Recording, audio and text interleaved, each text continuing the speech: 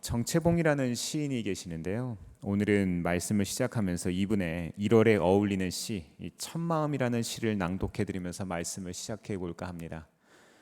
좀 읽어드릴게요.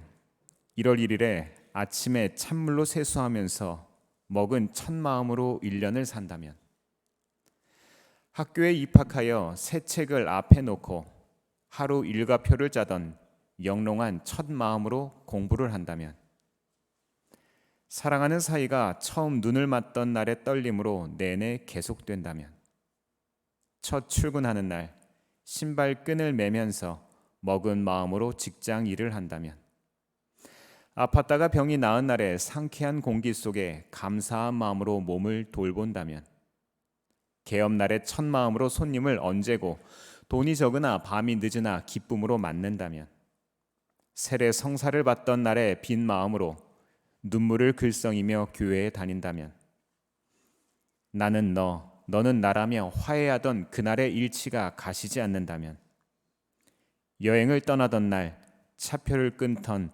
가슴뜸이 식지 않는다면, 이 사람은 그때가 언제이든지 늘 새 마음이기 때문에 바다로 향하는 냇물처럼 날마다 새로우며 깊이 넓어진다. 굉장히 감동적인 시입니다.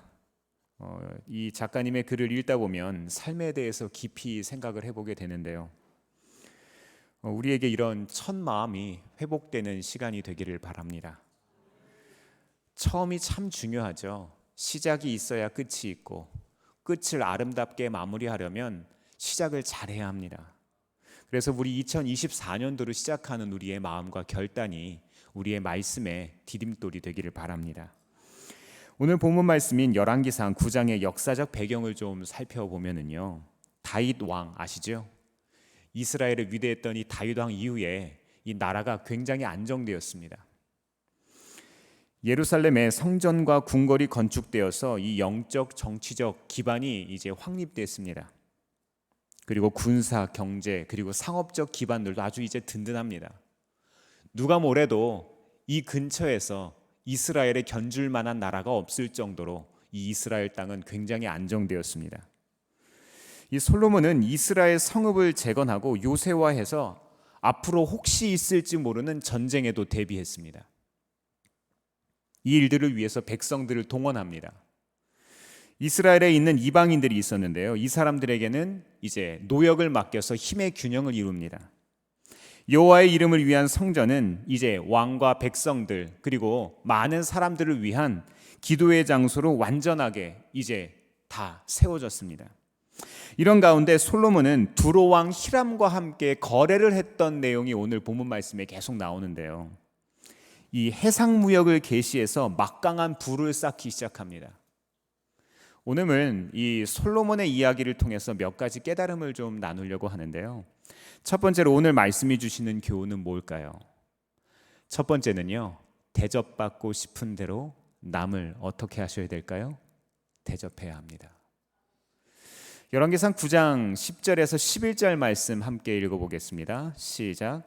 솔로몬은 주님의 성전과 왕궁 이 두 건물을 다 짓는데 20해가 걸렸다. 두로의 히람 왕이 백향목과 잣나무와 금을 솔로몬이 원하는 대로 모두 보내왔으므로 솔로몬 왕은 갈릴리 땅에 있는 성읍 20개를 히람에게 주었다. 아멘. 아멘. 제가 조금 전에 말씀드린 것처럼 이스라엘이 지금 어땠다고요? 유례 없는 호황이었어요. 아주 평안할 때입니다. 태평성대가 시작되었는데 이렇게 좋을 때 솔로몬과 이스라엘에 문제가 싹트고 있었어요. 성전 건축 준비 때부터 이 각별한 관계를 유지했던 이 솔로몬과 이 두로 왕 히람 사이에 갈등이 생기기 시작합니다. 20년 동안 계속됐거든요. 이 사람들의 우정이요. 20년 동안 성전을 건축하고 왕궁을 건축하는데 계속 물자를 댔던 나라였어요. 근데 이 건축의 끝무렵에 갈등을 겪기 시작합니다. 처음에는 참 좋았는데 마지막에 안 좋은 사람들이 있어요. 그죠? 말 한마디 잘못해서, 행동 하나 잘못해서 꼭 마지막에 문제가 생기는 경우가 있습니다. 솔로몬이 처음 왕위에 올랐을 때는 서로 원하는 것을 주고받는 아주 만족스러운 관계였어요. 열왕기상 5장 말씀을 보면은요, 이 솔로몬은 많은 물자가 필요했기 때문에 이 백향목, 잣나무, 뭐 이런 목재, 그리고 또 놋기술자, 벌목골 등의 이 기술자들도 제공을 받았다고 합니다. 그리고 히람은 대신 밀과 올리브와과도 같은 이 특산물들을 공급받았대요. 솔로몬은 히람 덕분에, 또 히람은 솔로몬 덕분에 서로 나라가 부유해질 수 있었습니다. 그리고 우리가 잘 아는 솔로몬 성전과 왕궁을 완성할 수 있었어요. 성전 건축과 성전 기구들이 만들어지는 데 있어서 히람의 도움과 우정에 아주 큰 빚을 졌습니다.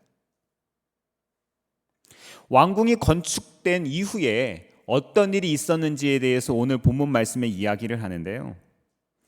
솔로몬이 갈릴리 땅에 있었던 20개의 성읍을 히람에게 넘겨줍니다. 등기 이전을 한 거죠. 아마 건축자재 대금 정산의 성격이었을 겁니다.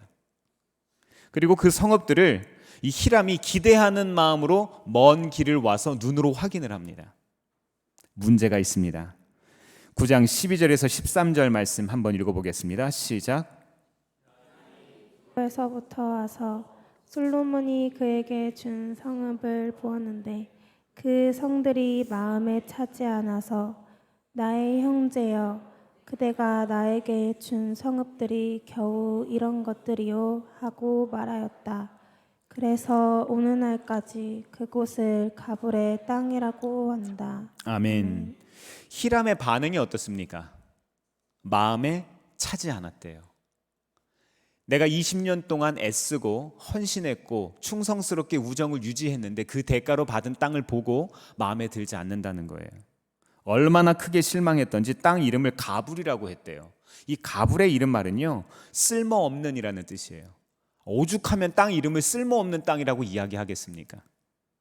심지어 역대하 8장 말씀을 집에 가셔서 보시면은요, 이 받은 성읍들을 도로 돌려줍니다. 필요 없다는 거예요. 안타깝습니다. 친구의 호의를 형편없는 경제의 논리로 누가 갚았어요? 솔로몬이 갚고 있습니다. 겉으로는요, 굉장히 성공적인 거래였는데 하나님 나라에서는 그러면 안 됩니다. 우리들이 이런 실수를 저지를 때가 상당히 많습니다. 내가 좋은 거 너도 좋은 줄 알아요. 선물은 뭐가 선물인 줄 아세요?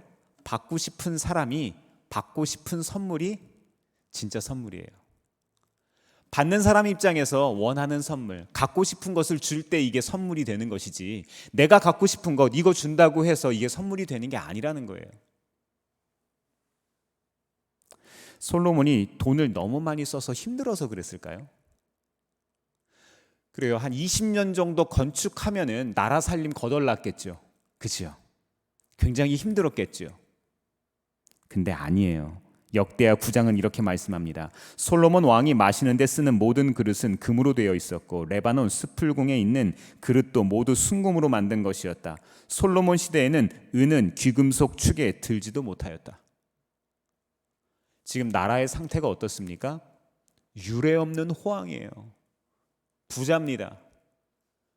없어서 안 준 게 아니라 주기 싫어서 안 준 거예요. 형편이 어려워서 쓸모없는 땅을 준 것이 아니라 친구를 진심으로 대하지 않기 때문에, 그 우정을 소중하게 생각하지 않기 때문에 이렇게 한 겁니다. 마태복음 7장 12절에서 예수님은 이렇게 말씀하셨습니다. 같이 한번 읽어볼까요? 시작. 그러므로 너희는 무엇이든지 남에게 대접을 받고자 하는 대로 너희도 남을 대접하여라. 이것이 율법과 예언서의 본뜻이다. 아멘.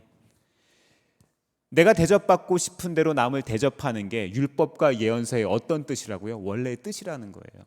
하나님이 우리에게 말씀해 주신 하나님의 이 성경 말씀의 가치가 이것이라는 겁니다. 네, 맞습니다. 불공정함으로 친구의 마음을 상하게 하는 것은 죄악이고, 그리고 은혜 받은 백성의 도리가 아닙니다. 가불의 뜻이 아무것도 아닌 것, 쓸모없는 것이라고 제가 말씀을 드렸죠. 불이한 이익을 위해서 아무것도 아닌 것을 세상에게 줄 때, 세상은 우리가 추구하는 하나님 나라를요, 아무것도 아닌 것으로 여깁니다. 이해가 되세요? 내가 그들을 존중하고 사랑하고 아끼지 않으면 그들도 하나님의 나라를 그렇게 생각하지 않는다는 거예요. 진심이란 거짓이 없는 참된 마음이라고 합니다. 또 다른 뜻으로는 참되고 변하지 않는 마음의 본체라고 이야기합니다. 우리가 하나님의 진심을 얻은 사람이라면 우리도 마땅히 세상을 진심으로 대해야 됩니다. 세상의 논리에 맞게, 이해관계에 맞게, 경제의 논리에 맞게 우리가 생활하는 것이 아니라 하나님 나라의 방식으로 세상을 대할 줄 알아야 한다는 거예요. 사람들은 우리 모습을 통해서 하나님과 그분의 나라를 알아가기 때문입니다. 하지만 세상은 우리를 주위를 둘러보지 못하게 해요. 역대하 9장 21절을 이렇게 말합니다. 왕의 배들은 히람의 일꾼들을 태우고 다시스로 다니며 새해마다 한 번씩 금과 음과 상아와 원숭이와 공작새들을 실어 오곤 하였다. 솔로몬이 참 안타깝습니다. 하나님 나라의 왕이 이래서는 안 되는데 친구에게 좋은 땅으로 보상할 거는 전혀 생각하지를 못하고 친구에게 일만 시킵니다. 눈앞에 금의 생각을 뺏기고요, 진귀한 보물의 마음을 빼앗겼어요. 맞습니다. 눈에 보이는 것들의 생각과 마음을 빼앗기다 보면은요, 뭐가 진짜 중요한지를 모르는 거예요. 뭐가 진짜 우리에게 소중한 것인지, 뭐가 진짜 가치 있는 것인지를 판단이 흐려지게 되어 있습니다. 생각해 보시기 바랍니다. 두로왕 히람이라는 이 사람은요, 20년 동안 솔로몬에게 건축 자재를 공급하면서 지켜봤을 거예요. 솔로몬이 원래 어떤 사람이었는지, 하나님의 사람은 어때야 하는지, 그리고 20년 동안 솔로몬이 어떻게 변해왔는지. 이방 왕 두로왕 히람은 그것을 옆에서 지켜봤던 거예요. 아름다운 성전을 짓는 것보다 중요한 것은요, 아름다운 간증 있는 사람을 세우는 겁니다. 화려한 궁전을 짓는 것보다 중요한 것은 단단한 믿음을 가진 사람을 세우는 겁니다. 사랑하는 성도 여러분, 겉으로 보이는 성공적인 거래에 속지 마세요. 눈앞의 이익에 눈이 멀면 안 됩니다. 한 해를 시작하면서 우리가 기준으로 잡아야 할 게 있어요. 생각해 보면 우리 주변 한번 이렇게 보실까요? 옆에 예배 같이 오신 분들, 이렇게 소중한 사람들 있어요. 그죠? 부모님도 계시고 배우자도 계시고 또 자녀, 친구, 심지어는요, 원수 같던 그 사람도 시간이 지나서 돌아보니 뭐예요? 은혜예요. 인생을 돌아보면 하나님께서 우리에게 부어주신 많은 은혜들이 있습니다. 고마움은 기억하고 노력하는 거예요. 우리가 대접받고 싶은 대로 그들을 선대하시기를 바랍니다. 믿음으로 행한다면 하나님께서 믿음의 방식대로 우리를 갚아주실 거예요. 두 번째로 오늘 말씀해 주시는 교훈은 뭘까요? 첫 마음을 잃어버려서는 안 됩니다. 17절에서 19절 말씀 같이 읽어볼까요? 시작. 솔로몬은 강제 노역군을 동원하여서 낮은 지대에 있는 베토론을 재건하였다. 또 바알랏과 유다 광야에 있는 다듬모를 세웠다. 그리고 솔로몬은 자기에게 속한 모든 양곡 저장 성읍들과 병거 주둔 성읍들과 기병 주둔 서름들을 그래서 레바논과 그가 다스리는 모든 지역 안에 그가 계획한 것을 다 만들었다. 아멘. 그가 계획한 것을 이제 다 만들었어요. 여기서는 이제 솔로몬의 건축 사업에 대해서 이야기합니다. 솔로몬은 우선 일꾼들을 성전과 왕국 건축에 투입합니다. 사실 하나님이 명령하신 이 성전과 통일 왕국의 왕궁 짓는 것은 어쩔 수 없이 해야 되는 거예요. 당연히 하는 겁니다. 하지만 생각해 보세요. 20년은 너무 길어요. 너무 깁니다. 나라를 다스리는데 건축이 전부가 아니지 않습니까? 솔로몬이 이스라엘을 다스리는 동안 나라 전역이요, 공사판이었어요. 건축 공사가 끊이지 않습니다. 토목 공사가 끊이지를 않는 거예요. 성전과 왕궁을 지키는 위성 성곽들, 또 곡식을 저장하는 국고성과 병거를 두고 마병을 쉬게 하는 이런 병거성도 지었고요. 또 바로에게 잘 보이려고 그 바로의 딸을 위해서 밀로라는 성을 건축했다고 합니다. 이 백성들의 피로감이 얼마나 극에 달했을지 한번 생각을 해보세요. 나중에 그의 아들 르호보암 때 노역의 짐을 덜어달라고 백성들이 와서 하소연을 하죠. 물론 성경은 이스라엘 백성들을 강제로 노역에 투입하지는 않았다고 이야기를 합니다. 5장 말씀 보면은요, 이 성전 건축 공사를 위해서 짐꾼이 7만 명, 또 산에서 돌 뜨는 사람 8만 명, 총 25만 명의 이방인들을 노예로 가담시켰대요. 하지만 이스라엘 백성들은 노예로 삼은 것은 아니고 3만 명 정도를 일시적으로 일꾼으로 감당하게 했습니다. 비교적 적은 숫자이기는 하는데 몇 년이었다고요? 20년. 20년 동안 백성들이 돌아가면서 일을 했다는 거예요. 애굽의 바로 밑에서 노역하던 시절과 비슷하다고 생각했을 거예요. 네, 그렇습니다. 내 욕망의 아성을 쌓는 것에만 급급하고, 그리고 내 욕망에 내 욕심을 채우는 데만 지혜로울 때 우리는 이웃들에게 아픔을 줄 수 있어요. 이런 태도는 하나님 나라를 세우는 것이 아니라 오히려 망가뜨리는 겁니다. 왕위에 오른 20년이 지난 솔로몬이 변했습니다. 우리가 알고 있는 솔로몬이 처음 가졌던 마음 뭘까요? 솔로몬 원래 어떤 사람이었습니까? 열왕기상 3장 8절에서 9절 말씀 읽어보겠습니다. 시작. 주님의 종은 주님께서 선택하신 백성, 곧 그 수를 셀 수도 없고 계산을 할 수도 없을 만큼 큰 백성 가운데 하나일 뿐입니다. 그러므로 주님의 종에게 지혜로운 마음을 주셔서 주님의 백성을 재판하고 선과 악을 분별할 수 있게 해주시기를 바랍니다. 이렇게 많은 주님의 백성을 누가 재판할 수 있겠습니까? 아멘. 20년 전 솔로몬은요, 겸손한 사람이었어요. 사실 어린 나이에 왕이 되었고 정치적 기반이 확실하지 않은 때 왕이 되었기 때문에 솔로몬은 겸손할 수밖에 없었어요. 솔로몬은 자신보다 하나님의 나라를 생각할 줄 아는 사람이었습니다. 열왕기상 3장 10절에서는 이런 솔로몬을 하나님이 가리켜서 마음에 들었다 이렇게 표현하십니다. 마음에 들었다. 하나님이 흡족해 하셨다는 거예요. 연소하고 부족한 왕이지만 하나님을 신뢰하는 그 모습이 어땠다고요? 마음에 들었다. 주님의 마음에 드는 2024년이 되시기를 바랍니다. 예수님께서 이 마태복음 6장에서 이런 말씀을 하셨는데요. 너희는 먼저 그의 나라와 그의 의를 구하여라. 그리하면 이 모든 것을 너희에게 어떻게 해주신다고요? 더하여 주실 것이다. 네, 그렇습니다. 그의 나라와 의를 구한다는 것은요, 나를 낮춘다는 거예요. 나의 권리를 내려놓는다는 겁니다. 우리는 신앙의 첫 마음을 잃어버려서는 안 됩니다. 정채봉 시인의 시처럼 첫 마음을 잊지 않는 사람은요, 그때가 언제이든지 늘 새 마음이기 때문에 이 바다로 향하는 냇물처럼 날마다 새로우며 깊이 넓어질 겁니다. 사랑하는 성도 여러분, 우리에게도 주셨던 첫 마음 있잖아요.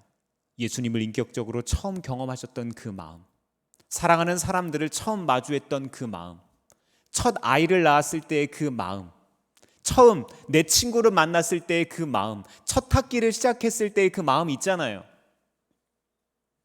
이 시간 예수님과 인격적으로 처음 만났을 때의 감격이 회복되길 바랍니다. 주변 사람들을 사랑하고 존중할 수 있는 그 마음이 회복되기를 바랍니다. 그분이 우리에게 어떤 사랑을 주셨고 지금도 어떤 마음을 가지고 계시는지 우리의 영안이 열리는 시간 되기를 바랍니다.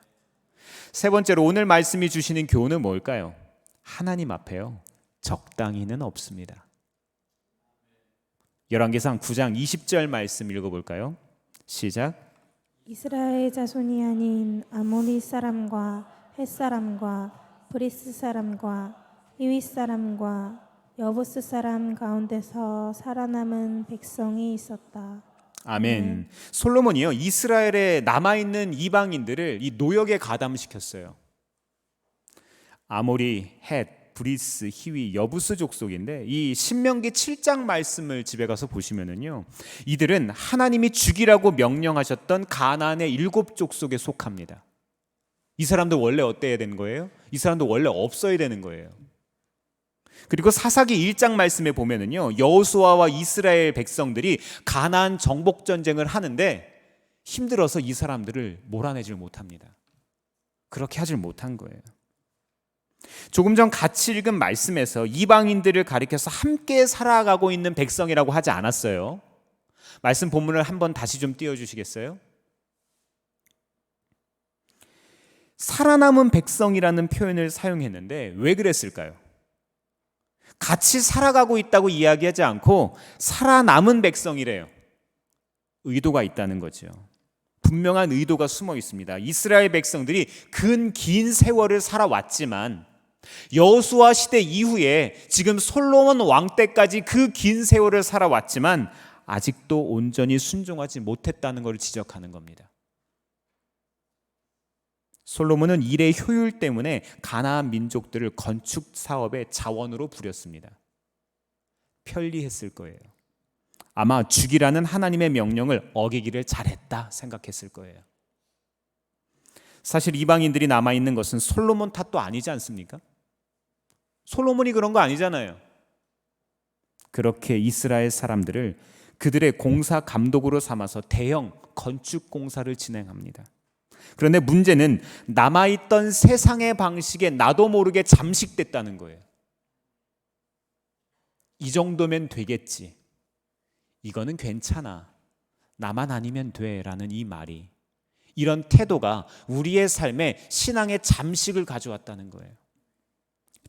이 지혜로운 행정력이라고 세상은 칭송했을지 몰라도 어느새 바로의 지배 아래서 강제 노동에 시달리던 잔악한 시절로 지금 다시 돌아갔어요. 짓고 있는 것만 성전일 뿐이지 바로 때와 뭐가 다릅니까? 부리는 사람이 바로에서 이스라엘 백성으로 바뀐 것 뿐이에요. 요즘 주변에서 불편하게 들리는 소리가 있어요. 나만 아니면 돼. 나만 아니면 된대요. 아이들이 그런 얘기를 하더라고요. 나만 아니면 돼. 이런 적당한 태도가 결국엔 나에게 돌아옵니다. 우리 모두는 하나님 나라에 속한 연결된 존재이기 때문에 그렇습니다. 24절 말씀 같이 한번 읽어볼까요? 시작. 바로의 딸은 다윗성에서 올라와서 솔로몬이 지어준 자기의 궁으로 갔다. 그때 솔로몬이 밀로궁을 완공하였다. 아멘. 이 성경 말씀은 항상 문맥을 봐야죠. 지금 의도가 있다는 거예요. 의도적으로 이 본문이 들어갔다는 거예요. 이 바로의 딸 이야기를 굳이 집어넣은 이유가 뭘까요? 솔로몬은 지혜로웠고 나라는 아주 강성해졌습니다. 사실 눈치 보아도 안 되는, 눈치 보지 않아도 될 만큼 나라가 부강한데, 이렇게 강성한데도 하나님만큼이나 바로의 선심을 사려고 합니다. 철저하게 세상의 방식, 철저하게 하나님의 방식이 아니라 사람들이 좋아하는 방식을 따르고 있습니다. 이런 솔로몬이 앞으로 얼마나 변할지 장담할 수 없습니다. 이렇게 강성한데도 하나님의 눈치를 살피는 왕이 될 수 있을까요? 다음으로 본문 25절 말씀을 보면은요, 솔로몬이 해마다 3번씩 번제와 감사 제물을 드리고 분향했다고 하는데요. 저는 이 말씀을 묵상하면서 이 성경 말씀, 이 25절 말씀 옆에다가 이렇게 적어놨어요. 과연 물음표. 과연 할 수 있었을까요? 이게 진짜 제사, 이게 진짜 예배 맞나요? 과연 솔로몬이 어떤 마음으로 분향을 했을까요? 왕이 되고 1000번째 드렸을 때의 그 마음, 지금도 그 마음으로 하나님 앞에 예배 드렸을까요? 우리 그리스도인들의 모습도 이럴 수 있습니다. 만만치 않은 세상 속에서 넘어질 때가 참 많아요. 그래서 하나님은 오늘도 돌이킬 기회를 우리들에게 주셨어요. 그래서 오늘 말씀을 통해서 우리에게 기회를 주고 계십니다. 사랑하는 성도 여러분, 하나님 앞에 적당히는 없어요. 하나님은 우리 마음의 중심을 아시는 분입니다.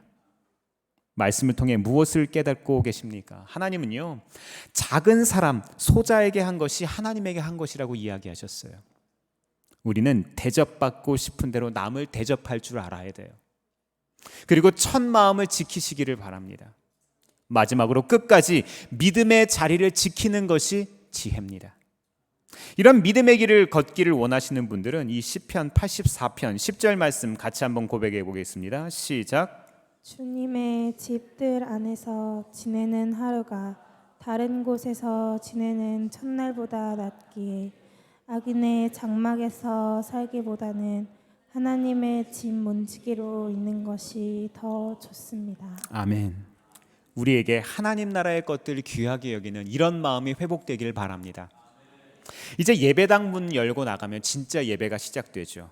일상의 삶은 예배와 연결되고 예배는 삶의 실천으로 확대되어야 하기 때문입니다. 이번 한 주 살아가시면서 가장 귀한 가치가 말씀을 지키는 것이 되기를 바랍니다.